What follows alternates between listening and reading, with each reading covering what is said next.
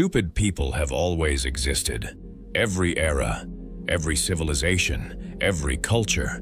You see them in your workplace, in your family, in positions of power, on your screen. And you have probably asked yourself, why? Why does stupidity persist? Why does natural selection not eliminate it? Why do intelligent people keep being outnumbered by those who cannot think clearly? Arthur Schopenhauer spent his life studying this question. What he discovered was not that stupid people are accidents of nature. It is that stupidity serves a function, not for the stupid person, but for the systems they inhabit. Stupidity is useful, profitable, necessary for maintaining certain social structures.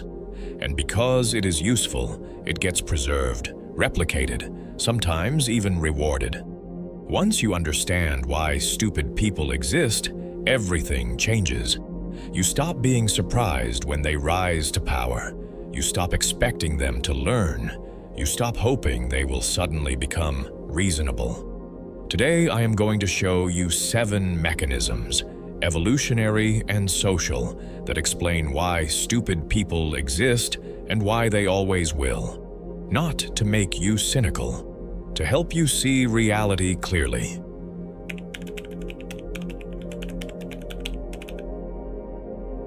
Your brain uses 20% of your body's energy, despite being only 2% of your body weight. Most of that energy goes toward higher cognitive functions, abstract reasoning, critical thinking, pattern recognition. Schopenhauer observed that most people avoid thinking whenever possible because thinking is work. It is easier to absorb what you are told. Repeat what everyone believes. Follow what the group does. This is not laziness in the moral sense. It is energy conservation in the biological sense. Think about our ancestors. The one who spent hours philosophically analyzing whether to hunt or gather, they starved while thinking. The one who just did what everyone else did, they survived and reproduced. Natural selection did not favor deep thinkers. It favored energy-efficient followers. Socrates discovered this 2,400 years ago.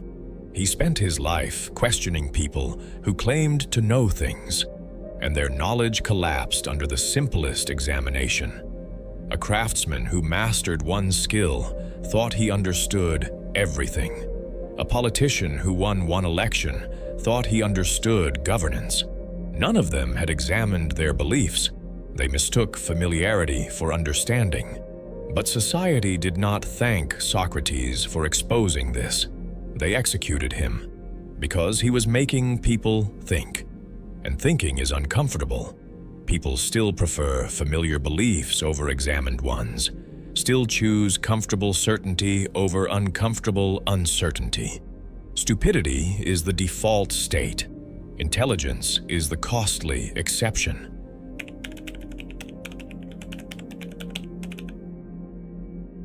Every power structure needs obedience, and stupidity is the foundation of obedience. Schopenhauer observed that intelligent people question authority. They see inconsistencies. They notice when rules do not make sense. This makes them difficult to control. Stupid people accept what they are told. They follow orders without examining whether those orders are justified. Hannah Arendt studied this after World War II. She sat in courtrooms watching Nazi officers testify and expected to see monsters. Instead, she saw something more disturbing. Ordinary people who had stopped thinking. She called it the banality of evil. These were not people who consciously chose evil. They were people who had surrendered their capacity for independent thought. They followed orders, executed procedures, and never once asked whether they should. Arendt realized the greatest crimes are not committed by people who think deeply and choose evil. They are committed by people who do not think at all. Systems that require obedience actively select against thinking. They reward compliance, punish questioning, elevate people who follow without reflection. Over generations, this produces populations where thoughtlessness becomes normal. Who rises in modern corporations and governments? Not the person who questions inefficient policies, the person who executes them without asking why.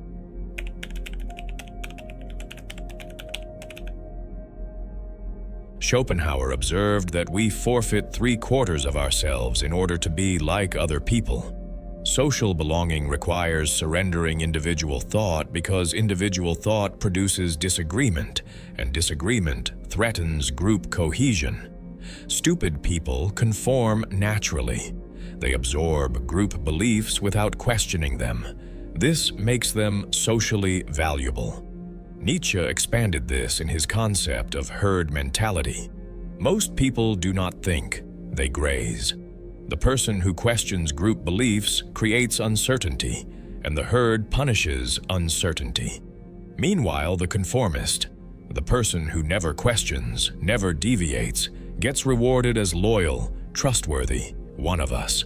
If something in this video is making you see a pattern you have lived inside but never named, you are exactly who this channel exists for. Subscribe, because what comes next goes deeper than most people are willing to look. Gustave Le Bon studied this in crowd psychology. He observed that when people form groups, their collective intelligence drops below the average intelligence of individuals.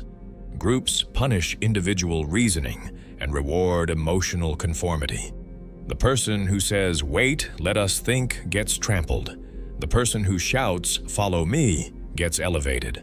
This is why demagogues are often genuinely stupid, not cunning masterminds, but people who naturally speak the language of the herd. And the herd loves them for it.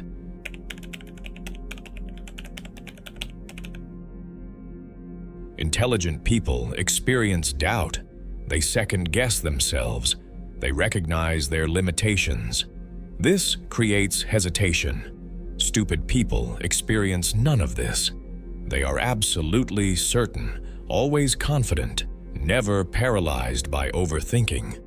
Schopenhauer observed that the people who act most decisively are often those who understand least, because understanding reveals complexity, and complexity creates doubt. Stupidity sees no complexity, so it produces no doubt. Watch who gets leadership positions. Is it the person who admits uncertainty and explains complexity, or the person who projects absolute certainty and offers simple answers? The second one.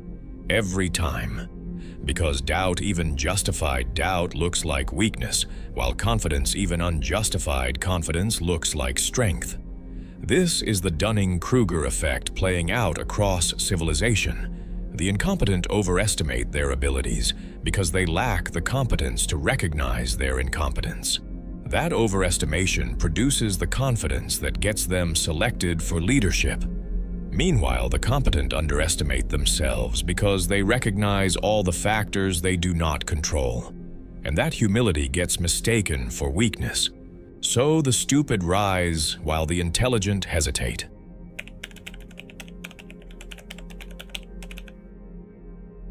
Every power structure needs subjects it can control. Intelligent people resist manipulation because they see through it. They recognize propaganda. They notice logical fallacies. They question emotional appeals. Stupid people accept what they are told, believe what they see, react emotionally without analysis. Manipulators, whether politicians, marketers, or ideologues, have incentive to maintain stupidity. Not through conspiracy, through natural selection. The society that keeps its population unthinking is easier to govern. Le Bon documented this. Crowds are incredibly easy to manipulate through simple emotional appeals. A simple enemy to blame. A simple solution to promise. A simple identity to offer. But this only works on people who are not thinking. The moment someone starts analyzing claims and asking for evidence, they become resistant. This is why authoritarian regimes attack education, why demagogues mock intellectuals, why propaganda systems demonize critical thinking, thinking populations are ungovernable. Arendt observed that the most effective propaganda was not sophisticated lies. It was simple lies repeated until people stopped questioning them.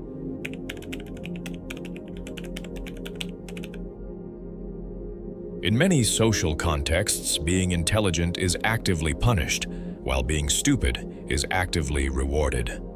The person who points out uncomfortable truths gets socially punished. The person who repeats comfortable lies gets socially rewarded. The person who thinks independently gets labeled difficult. The person who conforms gets labeled a team player. Nietzsche called this the triumph of mediocrity. Exceptional people threaten average people, not through malice, just through existence.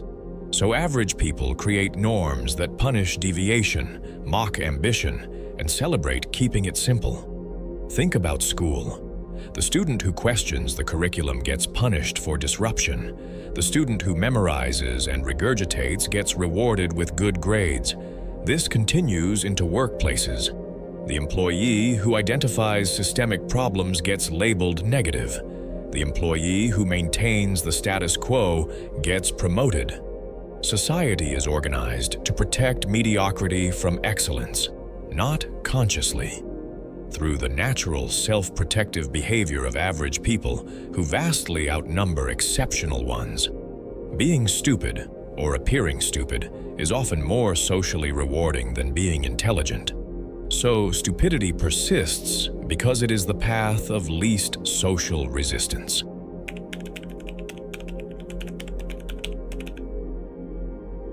Intelligent people tend to overthink reproduction. Can I afford children? Am I emotionally ready? What kind of world am I bringing them into? This thoughtfulness often delays or prevents reproduction. Stupid people do not overthink this. They reproduce without extensive planning. The aggregate effect is mathematical, more children. And it is not only genetic, it is cultural. Children inherit thinking patterns from their environment. If that environment does not value thinking, children do not develop thinking skills. They learn to conform instead of question, to repeat instead of analyze. Nietzsche predicted this. Modernity creating conditions where the herd outnumbers and dominates the exceptional, not through superiority, through simple reproduction rates. This creates a feedback loop. Stupidity increases. Society becomes more anti-intellectual. Intelligence gets punished more severely. Fewer intelligent people reproduce. Stupidity increases further.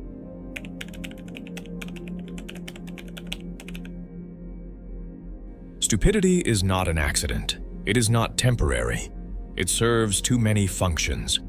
Energetic efficiency, obedience, social cohesion, false confidence, easy manipulation, cultural reproduction. You will not eliminate it. That is impossible. Your job is to not succumb to it yourself, to keep thinking in a world that rewards not thinking, to maintain independence in a world that rewards conformity, to value truth in a world that rewards comfortable lies. Which of these 7 reasons did you recognize most clearly in your own life? Not in theory, but in something you have actually lived through? Name it below, because the moment you see the mechanism clearly is the moment it loses power over you. And if this changed how you see the world around you even slightly, subscribe. What we do here is not entertainment. It is the kind of clarity that most people spend their entire lives avoiding.